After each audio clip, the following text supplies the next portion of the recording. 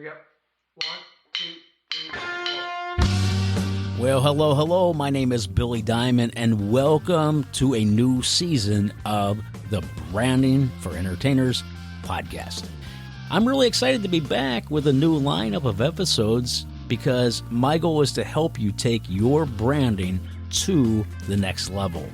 In this season, we're going to be talking and covering a lot of different topics, and we'll cover everything from creating a strong personal brand to building a successful onstage presence. And I'm also going to talk to some of the top entertainers in the business about their own branding strategies, and you're going to be able to listen to that right here so you can learn and grow. Whether you're a magician, ventriloquist, comedian, or any other kind of entertainer, this season of the Branding for Entertainers podcast is specifically for you. So I'd like you to do me a favor. Tune in every month from now until next March for a new episode and learn how to brand yourself like a pro. In the meantime, let's jump right in with today's new episode. My guest today is Jeff Veley. Jeff is more than just a magician. In fact, we're going to learn that about him in this particular episode because he doesn't even position his marketing or his branding in any of that direction, even though that is his skill. So you definitely need to stick around just for that alone.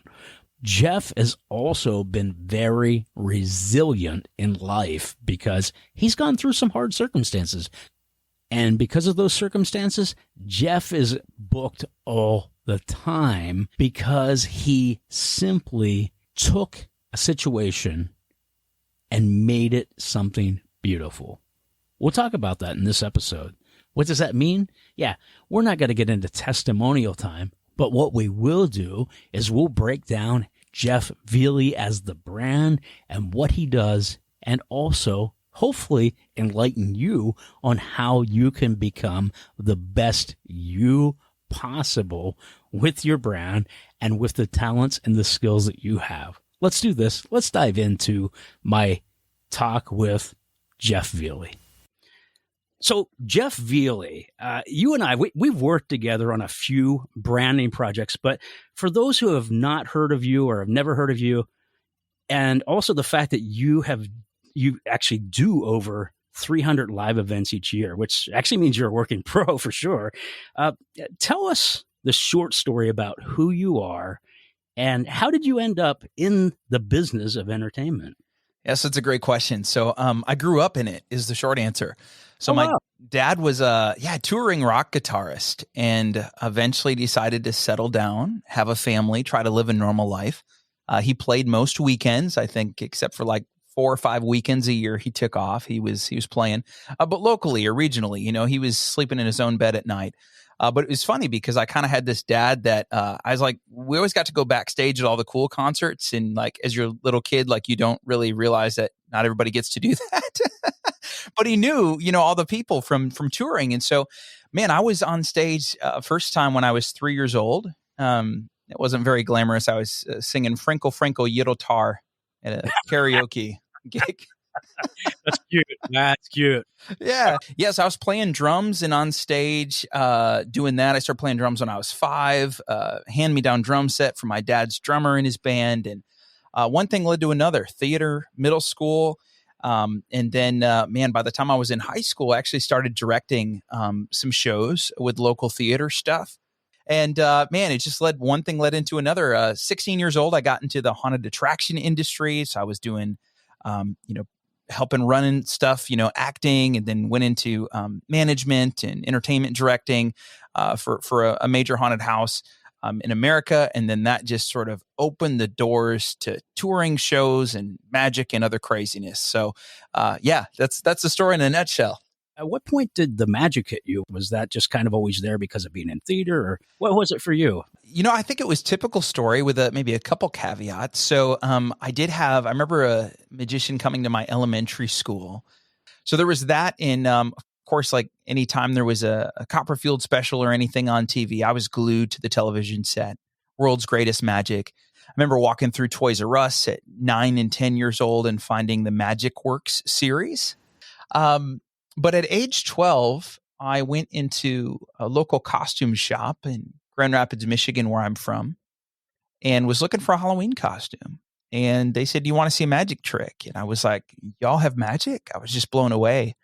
And that shop is called Theatrics, and they showed me a few tricks, and I went home with a mental photography deck. Jeff would continue to buy magic trick after magic trick from that shop time after time, and he started to really get better. Then about a year later, my mentors in magic actually opened a magic shop in town, Jim and Michelle Parks, Hippity Hop Magic, is 5 minutes down the street. And so they became like a second set of parents to me. I'll talk to them this week. I keep in touch with them. So 12 years old, I get these magic tricks. And I think I had a good friend, my best friend growing up since first grade. His dad used to help out with a magic camp in New York. I don't know what it was called. I don't think it was anything to do with tannins. He had a bunch of Abbott's props, like really nice stuff that he had for years, and he used to use as part of the camp curriculum, the shows, and teaching kids how to work with different apparatus. And so he just gave all of that stuff to us. I mean, like heavy, like trunks of stuff. And wow, we didn't realize how good we had it, you know. But we had, our show was supplied overnight. So age 12, the stuff I got from Theatrics and, his trunks of Abbott stuff, we started doing birthday parties. And one thing turned to another. And then I started to do some more school shows on my own. That friend moved out of state from Michigan to Indiana. And then I partnered with another guy who did a lot more juggling, way more skilled than I was. I was the showman, and he was like doing card manip and stuff. Like, what I'm hearing you say is you were starting a progression to do this almost full time. Was that part of your goal, whether that was relevant to being from an entertainment family or not? It was always the plan. I always thought I would be in entertainment full time. I think just watching my dad, and he had a regular day job, right? Like, it's funny. He went from being a rock star on a tour bus all over the country to he fixed copiers.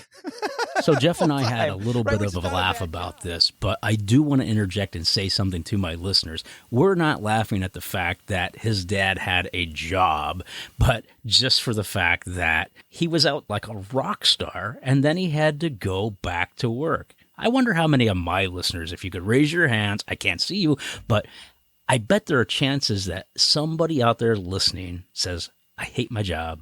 I just want to do this. It's okay to be where you're at. We have all been there.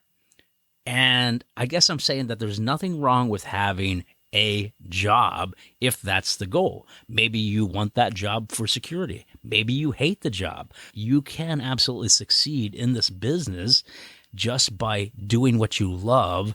You can be a semi-professional or you can be a full-time professional. It's your call.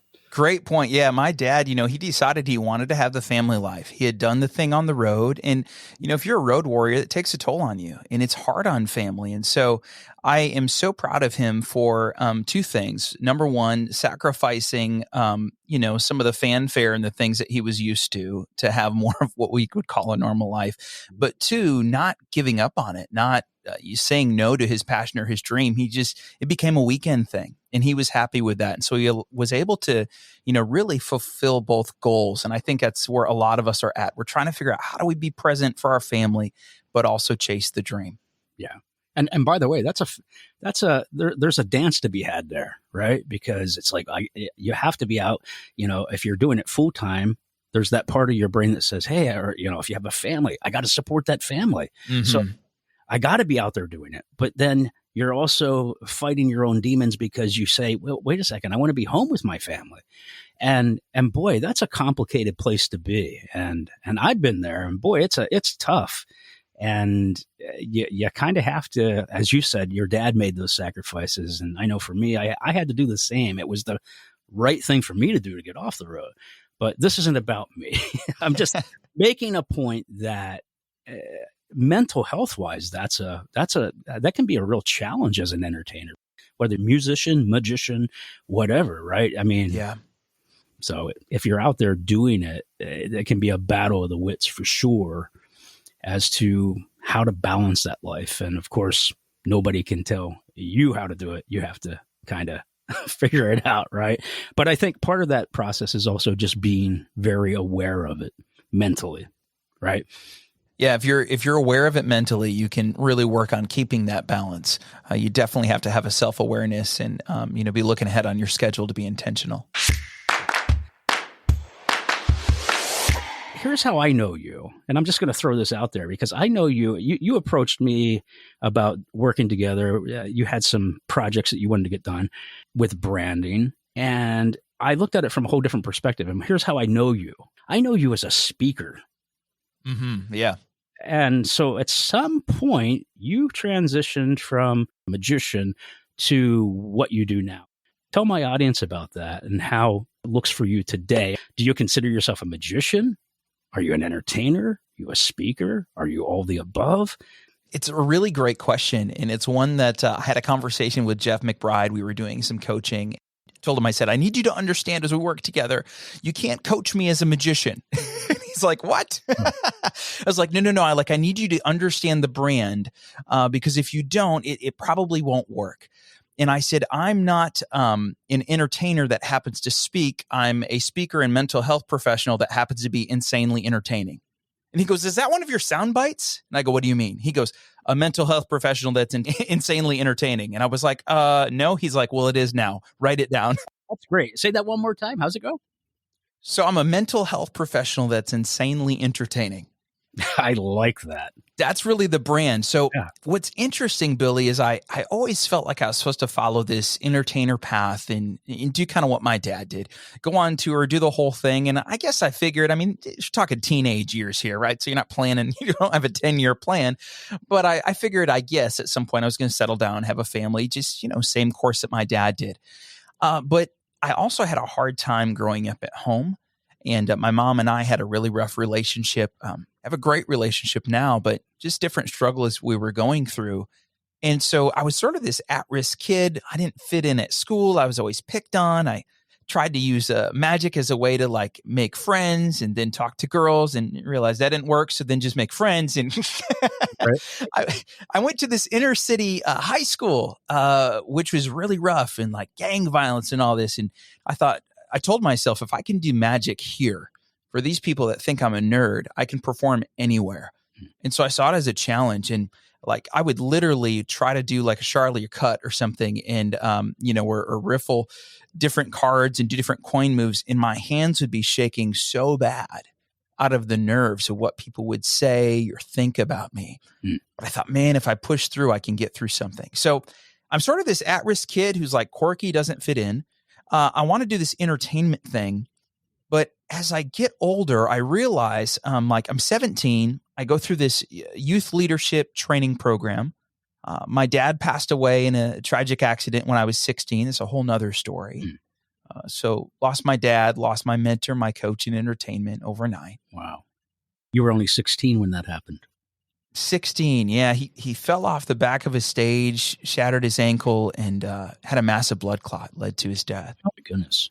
And so overnight, I lose my dad. I'm in this counseling center, right? Because I don't know what to do. My mom's a mess. And so I went and stayed at this place. And I started I'm doing magic, right? I'm doing card tricks. It's a coping skill. And I started to connect with the other teens and kids at this place. And so they called me 2 weeks after I left and they said, hey, we know you're going through a lot, but we got this program where we train teenagers how to talk to kids and not do therapy, but just be there for them. Would you come in and go through it? There's going to be a couple cute girls. We got pizza. You should come. So I go and right there, man. Cute. Yeah, right. Every teenage boy, right? I'm there, man. Yeah. And I'm 17. I'm just a little ways from turning 18. And so I'm trying to figure out, sort of what I'm going to do with my life. My dad's gone now. And so they kept bringing me back and I would do magic, of course, every time I was there. And they're like, you make the kids smile. And then they started to open up to me and share their stories. And finally one day, and I'm coming now weekly and doing just little magic shows and just off the cuff kind of stuff, whatever props were in my pocket in comedy. And then, just playing pool with the kids, talking, reading stuff, watching TV and just hanging out. And one of the counselors brings me back, one of the staff, and she said, hey, we've got this curriculum, this drug prevention curriculum, is really dry. But a lot of the kids that go here, like for their schooling or their probation or their treatment, they have to go through this program. They're quitting left and right. You're an entertainer. Can you like take this curriculum home and like, I don't know, like add magic tricks or something, make it entertaining? Wow. So they recognized it was just a dry, boring curriculum.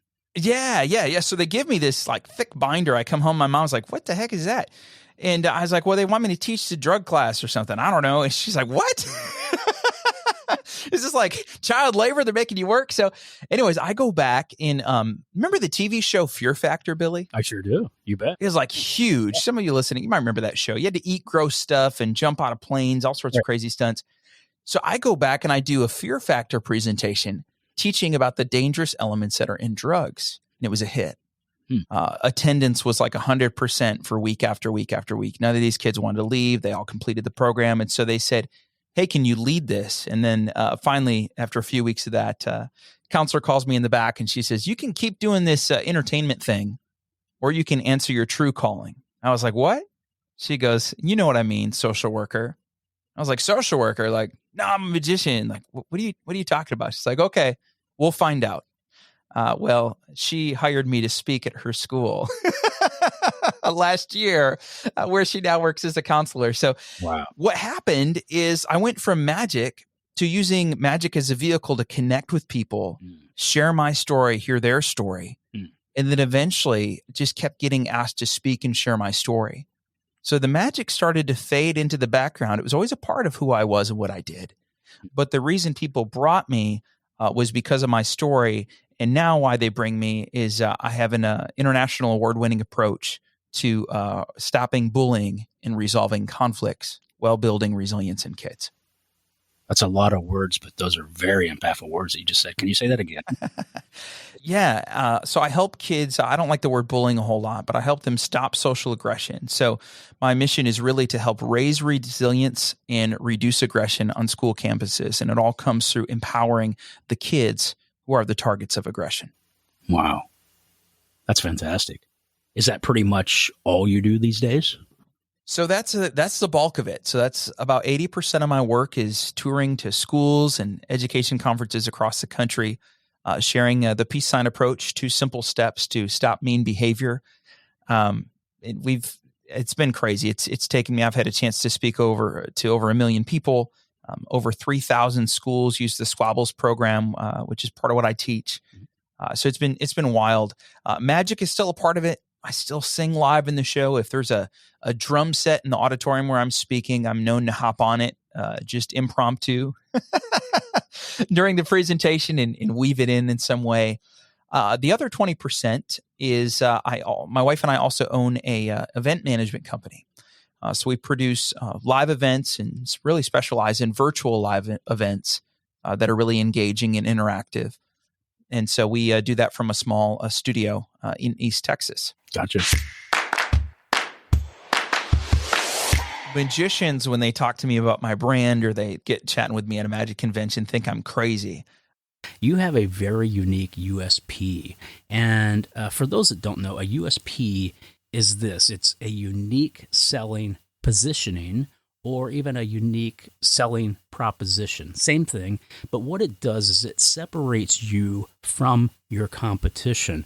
And boy, Jeff is certainly doing that in his marketing because it is much different than what you think. Jeff, how do you sell, for lack of better words, how do you sell your show or your program to a potential buyer? Tell us about it. My clients don't even know I'm a magician until after the show starts. Did you guys hear that? They don't even know he is a magician until he starts his show. They don't even hire me because of me. They hire me because I have a 2-time international award-winning approach to stop a problem they have, which is costing them thousands of dollars. A single bullying investigation in a school district costs $1,200 to $1,500 per investigation. I have a track record of solving that problem. And imagine that is not just a one-time occurrence throughout the year that they're paying the money out. No. I talked to a school last week, and they've calculated they've lost over $40,000 due to that issue, and they're trying to bring me in to help them fix it and deal with it, reduce those numbers. You said something I think is really important for listeners to hear. You found a way to fix somebody's problem. Mm-hmm. And I think times as magicians, we go in there thinking, well, I'm a magician. You need the entertainment. But in reality, the best products and services that are out there in the world are the ones that solve the problem. I used to talk about magic, but I found that it's a distraction. Like, it's a complete distraction. It's something I love. It's something you love, your listeners love. Like, if you're listening to this, there's a good chance you've experienced, love, or at least appreciate magic. Sure. But it's a distraction because it's let's face it, though. That's entertainment in general. That's what entertainment does. It takes us out of the element, and it usually provides a distraction for us. And that's fine that people do that as entertainers, but what you're doing is much larger than that. Schools are calling me in crisis often. Yeah. And so for me to be like, oh, yeah, I'm so sorry. Like, you were just like headline news, or this kid, completed suicide and yada, yada. Well, I'm going to bring a magic show. And they're like, what are you talking about? It's the vehicle to connect with the audience. They are hiring me because of the message, not the messenger, the solution, not the showbiz. Yeah. So that brings me to another point. You've reached over 1 million people in the course of your career so far. How do you differentiate yourself? What makes you stand out? Because you've already said it's not necessarily me. Yeah, no, it's not. And like, I had to get past that. Like, yes, I am the brand. Like, if you're an entertainer, or, unless there's a name of your show and you're presenting on behalf of a program, like you're the product, and that's uncomfortable. Yeah. Like, I did not want to be the product when I started. Cause part of being an at-risk kid and how I grew up, like, there was some insecurities. Like, I was like, I don't want to market me. Who's going to want that? Like, it was really awkward to start, but you are the product. And so what's made me different, I guess, is really leading with message first, leading with solution, having the proof, doing the research. Like, I really do my homework. Yeah. When we talk about visual branding, most people usually think of like a business logo or whatever. What I'd like to talk about and kind of transition into, if we could, is your own personal looks. You were an at-risk kid. For those that don't know what you look like, can you paint a picture? Because you and I have talked about this in the past, and I just think this is really good. Yeah. And I'm leading into something here, and that's you actually embraced at one point, and you had to learn how to be comfortable in your own skin. So paint us a picture of what if you don't mind, you're being vulnerable right now. Would you do that for us? Yeah. Tell us how you embrace that, how you're able to actually connect with the audience, even based on that alone, because you're going into some big problems in a lot of these places, and it has to be almost a laughing factor at some points. Mm-hmm. Yeah. So I'm 6 feet tall. I have red hair. I have black nerdy glasses, freakishly long arms. I look a little bit like maybe like the letter lowercase b, not quite that terrible. Try to keep the pounds off, but I carry my weight around my stomach region. So, you got to kind of like, you're working with high schoolers, man, they're going to tell you, like, they'll poke you and make the Pillsbury Doughboy sound. So I've got this goofy look, right? And it was always so hard. So I'm a guy that, yes, I'm the motivational speaker, but if I got to go speak at one of the big conferences, like, everybody's in a suit. And if I wear a suit, I'm either going to a wedding, I'm going to a funeral, there's like an award ceremony or something where I got to go on stage and present something or do something. Like, it's got to be fancy, right? Because if it's not, I feel like I'm not being myself. Like, it just feels like a lie. And so I would go to these conferences, and everyone, these big education conferences, they're flying in these speakers and these psychologists and these sociologists. Like, everybody's got a PhD and a bunch of letters behind their name. I'm just really good at connecting with people. I'm funny, and I've got an approach that works. Like, there's no fancy letters. I don't have some giant practice, right? I'm touring around to schools across the country. And so I'm going in and I'm dressing like everybody else. And then I get on stage and I'm like, I hate this. So I was like, I don't want to do conferences anymore. I just want to do schools. And we got down to it. It was my insecurity was the reason I didn't want to go on these stages. It's like, I don't feel like me. And so finally I work on an outfit that I'm going to bring to a conference that I wore a few months ago for a rock concert. I went and I sang with a band for a rock concert, did a big escape, and spoke for a few minutes. And I'm like, I'm going to wear this to the conference. And it wasn't like you say rock star. You're like, what in the world was he wearing?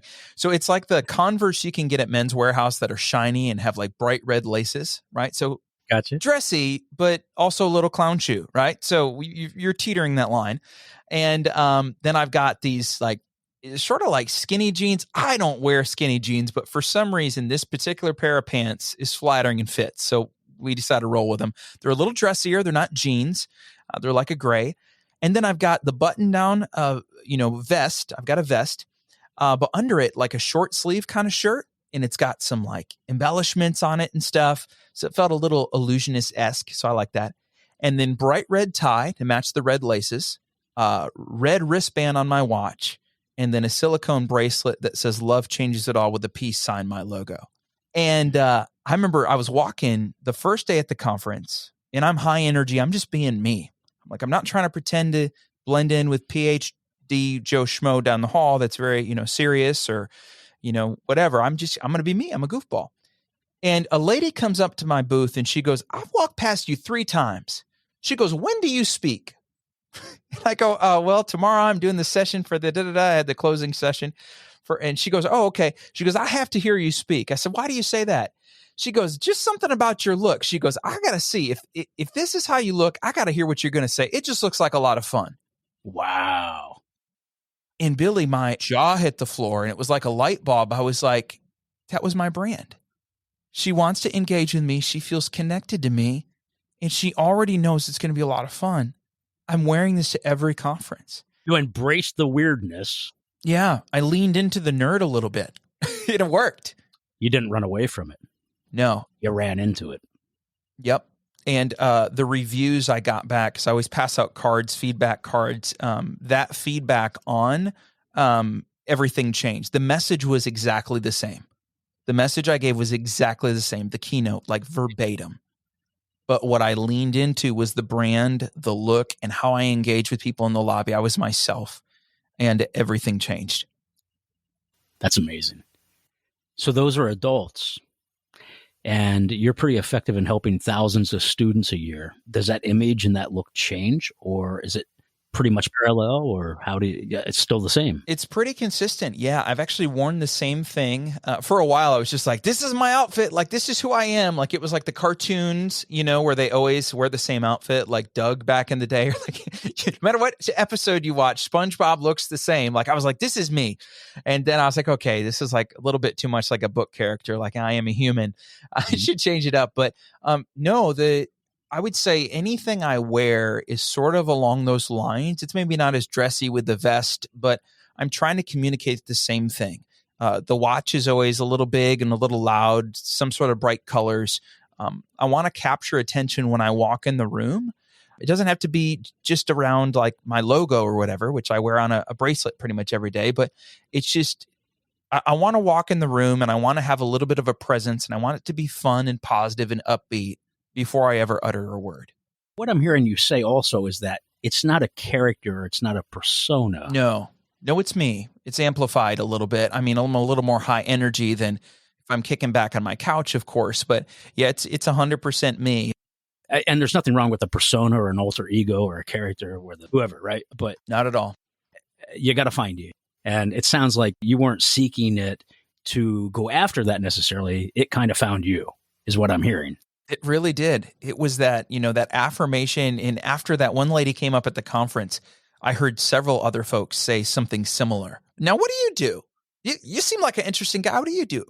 And so instead of me starting the conversation or trying to pull out a magic trick, hey, can I show you something cool? And they're like, it's weird. Like, we're at a hotel. What? What are you doing? They started the conversation. And so they did the lead in to anything I wanted to share at my booth. Talking about the message, whatever. And it was really cool. I built relationships more organically than typically how I would network. That's fantastic. And that was all based off of, folks, listen to that, visual branding. Mm-hmm. Yeah. And so again, we think of visual branding as just a logo or how people perceive us on our websites and things like that. But character, I say character, I don't mean character. What's the word I want? Just being you, your visual brand, and building that visual brand. You already said it. That woman walked by your stand, walked back, walked again, and said, "When do you speak?" Right? Because she was curious. She had to know more about Jeff Veley and what you were about. That's amazing. Tell me also about your peace sign within the logo. And let me kind of paint a picture. Your logo is very basic. Mm-hmm. Yeah. It's a talk bubble, basically, like a squared off talk bubble. It has your name in it, Jeff Veley.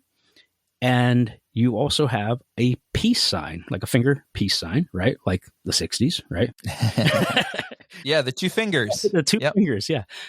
So how did that come to be, and how does that play into your brand? Tell us about that.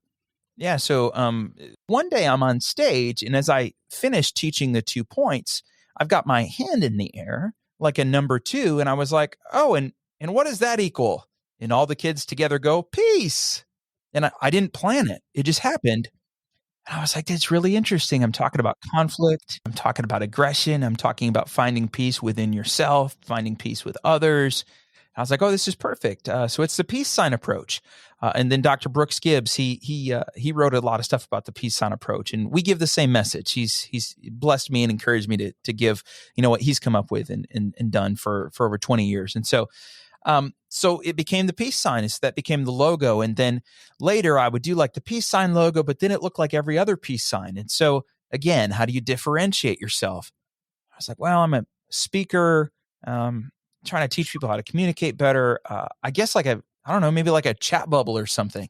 And then it became this squared off thing. I worked with a professional designer and they did different iterations. And I actually had like 5 different designers work on it, and just couldn't find one I was happy with until I got the one that you've worked on with me, and it just landed.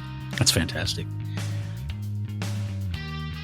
Absolutely wonderful thoughts and a wonderful discussion so far, Jeff. Let's do this. I want to be able to tell people really briefly how they can support the Branding for Entertainers podcast. One of the ways that you could do that, and by the way, I'm not looking for free money here, because everything that I do on the Branding for Entertainers podcast is an absolute labor of love. In fact, on average, it takes me about 20 hours to produce just one episode. You might think that's crazy, but I'm just telling you the honest truth. That's what I put into about each episode. So it takes time, and then it also takes the platform to be able to actually pay for the actual content going out there to you for absolutely 100% free. Now, I'm not looking for free money, but here's the thing.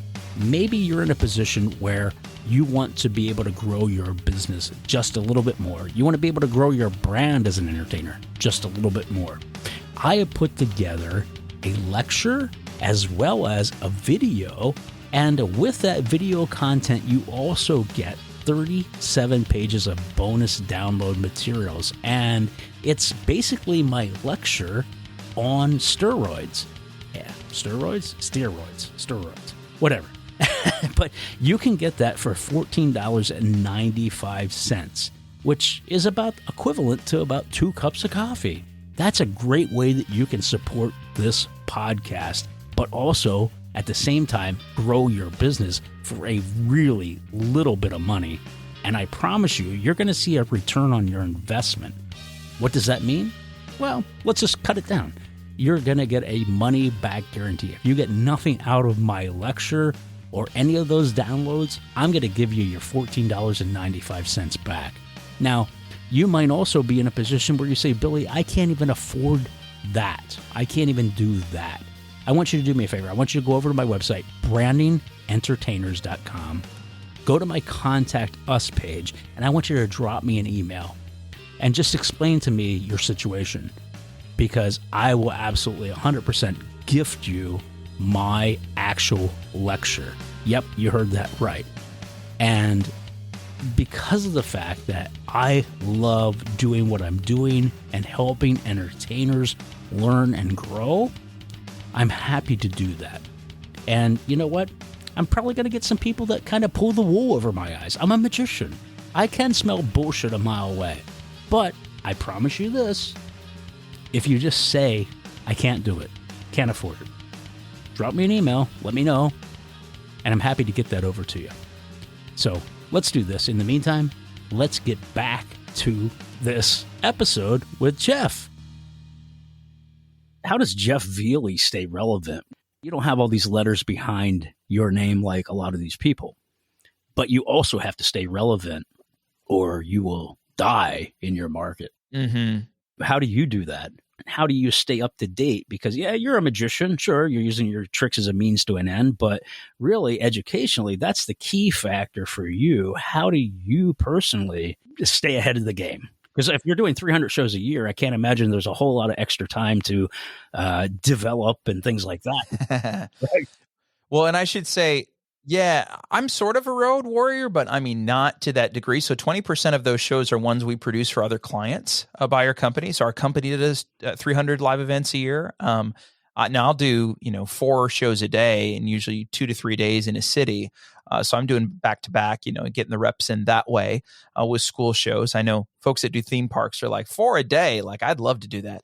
But yeah, how do you stay relevant? I mean, you've got to innovate and you have to iterate. For my world, it's not just keeping the entertainment side and the comedy sharp, but I've got to know like the latest psychological studies. Well, yeah, that's what I was thinking. Yeah. So I'm like in the weeds with some of that stuff. Thankfully, there's a psychologist, on the team in our group that I work with, our curriculum and stuff. So I can like lean on him and learn from him. And Texas Teacher of the Year, he's Chris Schufel. He's in our community, one of the co-authors of Squabbles. And so they've got different backgrounds. And then, I worked in the mental health field as a youth treatment specialist. I was on the front lines, in these residential facilities and stuff doing treatment with kids. I wasn't the therapist with the degree. I was the guy, the day staff running the center. But Sure. With these different experiences, we come together and it creates a more well-rounded team. So part of how I stay sharp, honestly, I think, and stay relevant is by staying connected to a community of people that have different roles, but are teaching the same thing that I am each day. That's really good advice because you're not just looking at this particular realm. Mm-hmm. Magicians can especially get really focused on, well, let me go ask all my magic friends. Yeah. Right. But if you build yourself around a team of people that are the experts in their field and they kind of guide you. And that's my point, that why I even asked that question is if you're successful at something, say you're a successful magician, say you're a successful speaker, say you're a successful juggler, successful musician, you get my point. You can get really comfortable there. Mm-hmm. And the next thing you know, 20 years has gone by and they're like, guess what? I don't understand why they're not booking me anymore. Well, maybe because you got comfortable and you didn't stay ahead of the game and you didn't stay current. It's kind of like the old guys that have the headshots from 20 years ago. That's what they look like then. That's not what they look like now. Yeah. And same thing with booking shows, right? It's like you got to stay relevant. So as we talk about relevancy even, do you think you'll be relevant 20 years from now? Or maybe a better question is do you think you'll still be doing the same thing 20 years from now?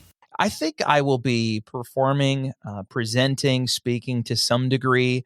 I don't know that I'll still be on the assembly circuit and doing those sorts of things. I've been doing a lot more consulting. So the cool thing about what I do is I don't have to be in person on a stage to help someone solve the problem of bullying in their school. Sure. And so lots of Zoom meetings, lots of writing materials, writing a book and developing curriculum, like all of those things are solving the same problem in a different way. And so I think I'll probably be doing a little bit more of that. And then I also have kind of a speaking agency. Right now, it's just some guys that I've worked with for years and are bros doing the same thing. But there's opportunity to grow that if I want.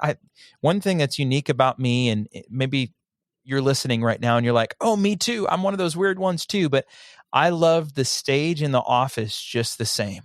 Like I was the guy behind the curtain for some touring productions for many years. And I love just like wearing the headset and either calling the show or sitting in the audience and seeing someone else get the applause and being a part of that. Just knowing that I got to be a part of that journey for them brings me just as much joy to not be on stage. And so I've leaned into that in different ways. I have seasons where I'll go and produce something or direct something and not be on the road. And it's just as fulfilling for me. I feel the same way. I'm not out performing doing 500 shows a year anymore. I haven't done that in 25 years, right? But man, do I get the satisfaction and the fulfillment on this side of the business. And it's like, I don't have to be seen. Wow. And when you produce something, it shows. Like I keep coming back because there's a passion that's different where they're like, you can tell if someone's really passionate about what they do.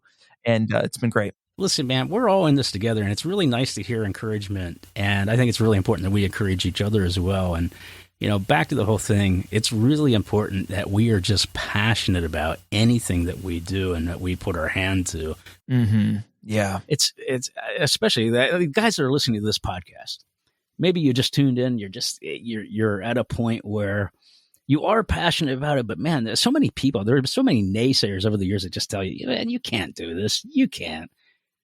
Jeff and I are here to tell you today, honestly, if you are absolutely 100% passionate about doing what it is that you love, regardless of the magician factor or whatever you are as an entertainer, you pursue that.